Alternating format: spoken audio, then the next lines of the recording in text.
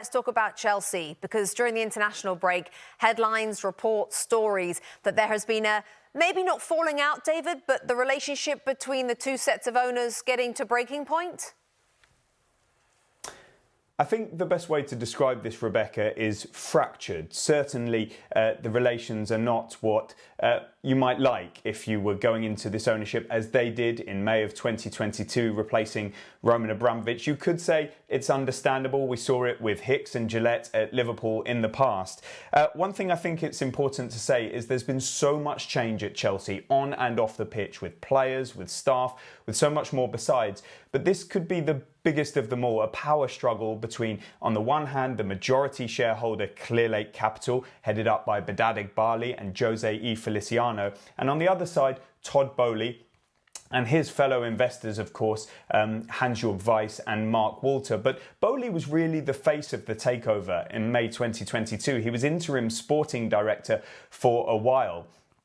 But I think within football, it was known for a long time that the real power was Clearlake Capital. And that has kind of emerged with the appointment of the sporting directors, Paul Winstanley and Lawrence Stewart. They really run the show.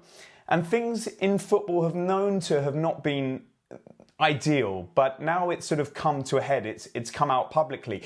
The ownership view is this is maybe an artificial crisis. They don't recognise the terminology civil war, but certainly there's a rift of sorts, and it needs to be sorted out in one way or the other.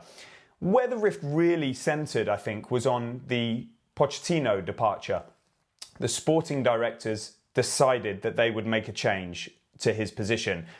Todd Boehly was said to have still supported Pochettino, and it's maybe sort of broken apart a little bit since then. Where does it go from here? Well, I think from speaking to people around the situation, there are two scenarios. The status quo continues, maybe awkwardly, or there is a change in the percentages at ownership level. But all indications are that the majority shareholder, Clearlake Capital, with 61+%, are going to continue in charge with the sporting directors, with Enzo Maresca as head coach, who they're very happy with.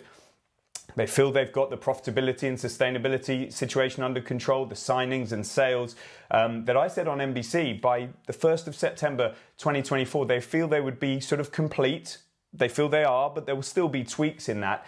And so they feel they're in a decent position on the pitch and off the pitch, despite this drama that's sort of taking place in the boardroom. And they've still got their stadium to sort out as well. So it's a really interesting picture. Maybe not as dramatic as is playing out on the outside, but there does need to be some clarity in the coming weeks, months, and I think there will be, Rebecca. Yeah, and Enzo Maresca was delighted they got the win yesterday because he didn't have to be asked about this whole situation. David Ornstein, thank you so much.